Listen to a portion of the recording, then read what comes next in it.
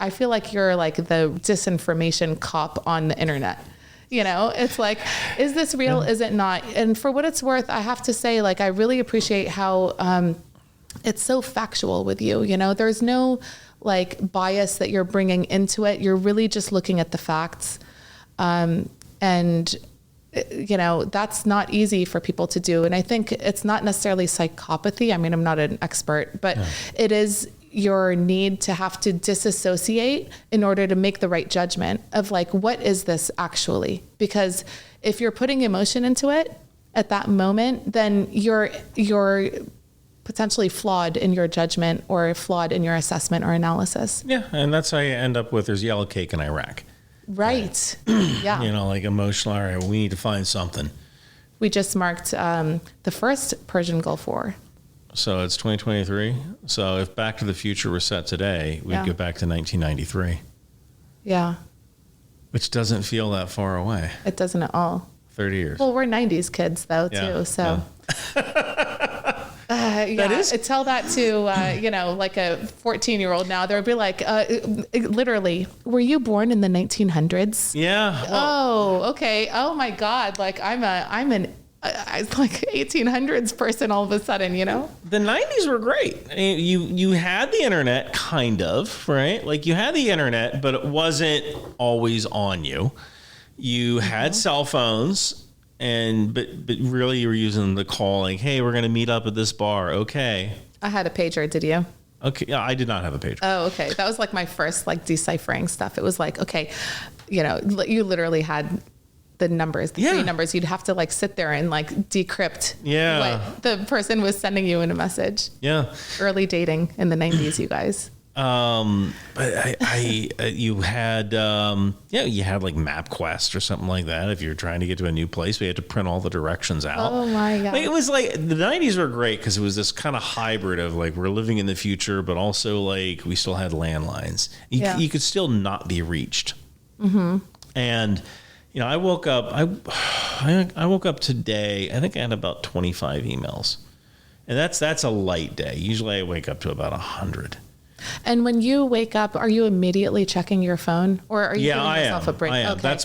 That's my thing. Like I usually wake up and I check my phone because I need to see if anything's actionable. Like, is there anything like did something happen overnight that I need to make a video about? Yeah. Like that's like literally the first thing I do. And then I go over my emails and Twitter and Instagram. I try to answer people. I can't answer everybody. And like, if I get sent like a manifesto, I'll either not read it, like, I'm sorry, you know, or I'll drop into ChatGPT. Right. I'm like, summarize this, you know? Right. And of course I prioritize anything from Aeromed Lab and anything from my boss at Velocity. That always gets prioritized.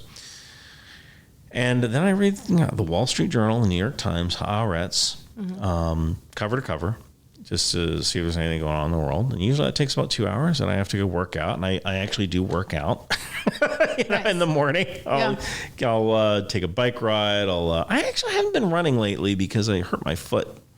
Oh, no. I've been doing some physical therapy on that. I've been, it's like a plantar tendon issue. I remember when I was pregnant, I got one of those plantar, what is it called? Fasciitis? Plantar fasciitis. Yeah, thank you. I got these inserts for my shoes.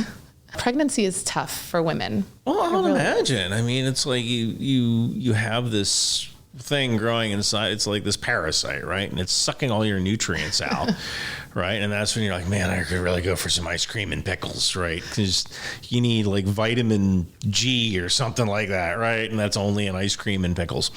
That's funny. I was hitting up the Chick-fil-A drive-thru every day. That sounds delicious. I would have, you know what it was? The frosted lemonade. Oh my gosh. Well, I'm a caffeine addict, but I couldn't have any caffeine. Oh, because of the baby? Yeah, you can't have caffeine. So I get hardcore. When I was pregnant, I didn't have any caffeine. Yeah. I never took any medicine. Yeah. Unless, I don't think I even took a vitamin unless I needed it. I think I needed vitamin D. They have prenatal vitamins. Right? Yeah, the prenatal and vitamin D. But like if I had a headache, I was like, I'm not taking anything. There's nothing wrong with, you can take it. I went overboard. Yeah. But anyways, yeah, I don't know how this is a tangent. No, you know what is kind of funny is that Jake Bro, who's another YouTuber, he always jokes that like people call him a CIA shill. And like he's like, yeah, the CIA pays me in Chick-fil-A, which shoot, I'll work for the CIA if they got paid Chick-fil-A. That sounds funny. Great. Oh gosh, it sounds delicious. I get that, Colin. You're nothing but a paid shill for the CIA. I'm like, tell me the charge code. I'd love to get some extra money on this because us YouTubers we're famous, not rich.